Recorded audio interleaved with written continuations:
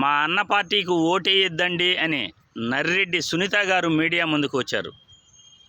Chandrababu Naidu package ఇస్తే media ముందుకు వచ్చి మా అన్నకు ఓటేయొద్దండి అని వైఎస్ వివేకానందరెడ్డి కుమార్తె వైఎస్ సునీత గారు చెప్తున్నారు. మరి ఎవరికి ఓటేయాలమ్మా? చంద్రబాబుకు ఓటేయమని చెప్తావా? రైతులను కష్టాలు కన్నీళ్లు పెట్టి రైతులను వ్యవసాయాన్ని సర్వనాశనం చేసిన చంద్రబాబుకు ఓటేయండి అని చెప్తావా?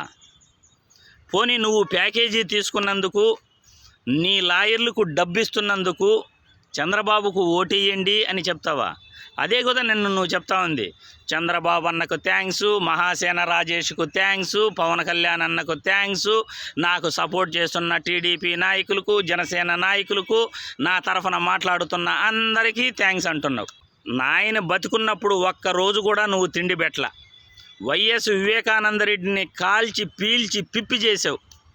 నువ్వు హైదరాబాదులో నువ్వు మీ అమ్మ కూర్చొని ఉంటే, వివేకానందరెడ్డి గారేమో కడపలో ఆయన సింగిల్గా ఒంటరిగా ఆయన అక్కడ పులివెందల్లో ఉండేవాడు. ఒక్కరోజు కూడా నువ్వు నాన్న బతుకున్నప్పుడు తిండి పెట్టలేదు, నాన్నతో ప్రేమగా మాట్లాడేదానివి కాదు. ఎంతసేపు నాన్నకు రెండో పెళ్ళి అయిపోయింది, నాన్న రెండో పెళ్ళానికి ఆశ ఇచ్చేస్తాడు అని ప్రతిరోజు కూడా నాయన్ను వేధించావు. నాయన్ను వేధించిన దానివి నాన్న చచ్చిపోయిన తర్వాత అమాంతం మీ నాన్నపైన నీకు అంత ప్రేమ ఎలా వచ్చిందమ్మా? నాన్న బతుకున్నప్పుడు కనీసం తిండి పెట్టవు కానీ, నాన్నను ప్రేమతో పలకరించలేదు కానీ, ఈరోజు నాన్నపైన నీకు ప్రేమ వచ్చిందా? ఆయన ఒంటరిగా బతుకున్నప్పుడు రాజశేఖర్ రెడ్డి గారి కుమారుడు జగనన్నతో ఉన్నాడు, అవినాష్ రెడ్డితో కలిసిమెలిసి ఎన్నికలలో తిరిగాడు. ఆ రోజు నాన్న నీకు గుర్తు రాలేదు. నువ్వు హైదరాబాదులో కూర్చొని నాన్న ఎలా బతుకుతున్నాడు, ఎలా తింటున్నాడు అని ఒక్కరోజు కూడా అనుకోలేదు. ఈరోజు చంద్రబాబు నాయుడు దగ్గర ప్యాకేజీ తీసుకున్నావు. చంద్రబాబు నాయుడు అండదండలు ఉన్నాయి కాబట్టి నాన్నని ఆస్తి కోసం రాత్రికి రాత్రి లేపేశావు. ఈరోజు చంద్రబాబుకు థ్యాంక్స్ చెప్తున్నావు, మహాసేన రాజేష్కు థ్యాంక్స్ చెప్తున్నావు, ప్రతి ఒక్కరికి థ్యాంక్స్ చెప్తున్నావు. దీనిని బట్టే నువ్వే హత్య చేశావు అని క్లియర్గా అర్థమవుతూ ఉంది. ఎవరు మహాసేన రాజేష్? ఒక నోటికొచ్చింది మాట్లాడుతుంటాడు. అగ్రవర్ణాల్లోని అమ్మాయిలను లేపుకొచ్చేసేయండి అని చెత్త మాటలు మాట్లాడి ఒక వ్యక్తికి నువ్వు థ్యాంక్స్ చెప్తున్నావు. దానిని బట్టే నువ్వు ఎలాంటి దానివో, మీ నాన్నను నువ్వే చంపినావు చంద్రబాబు అండదండలతో, చంద్రబాబు ప్రోత్సాహంతో అని క్లియర్గా అర్థమవుతూ ఉంది. మీడియా ముందుకొచ్చి మా అన్నకు ఓటు వేయొద్దండి అని చెప్తావా? ఎందుకమ్మా? మరి ఎవరికి వేయాలి ఓటు? చంద్రబాబు నాయుడుకి ఓటు వేయాలా? ప్రభుత్వ బడుల్లో చదివే పిల్లలను నాశనం చేసేందుకు చంద్రబాబుకు ఓటు వేయాలా?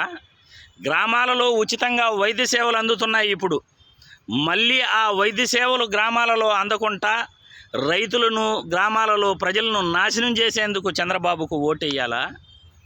అక్కా చెల్లెమ్మల అకౌంట్లో లక్షల డబ్బులు పడుతూ ఉంది. వాళ్ళ నెత్తిన వాళ్ళని చెత్తేసుకోవడానికి చంద్రబాబుకు ఓటేయమని చెప్తావా? ఈరోజు ప్రభుత్వ బడుల్లో ఇంగ్లీష్ మీడియం విద్య చెప్తున్నారు. ఆ విద్య అందకుండా పిల్లల జీవితాలు నాశనం అయ్యేదానికి చంద్రబాబుకు ఓటేయాలా? ఉచిత కరెంటు అని చెప్పి రైతులను దగా చేశాడు, రైతులను కన్నీళ్లు పెట్టించాడు.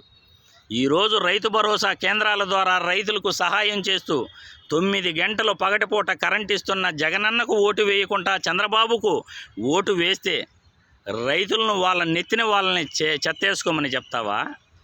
ఏం మాట్లాడుతున్నావు? నీ మాటలను బట్టి, నువ్వు వచ్చిన మీడియా ముందుకు వచ్చిన నీ నంగనాసి కబుర్లు చూసి ఈరోజు నువ్వు చంద్రబాబుకు ఓటేయండి, చంద్రబాబుకు థ్యాంక్స్, మహాసేన రాజేష్కి థ్యాంక్స్, అందరికీ థ్యాంక్స్ అని చెప్తున్నావు. మరి ఎవరికి ఓటేయాలి? ఎందుకు ఓటేయాలి?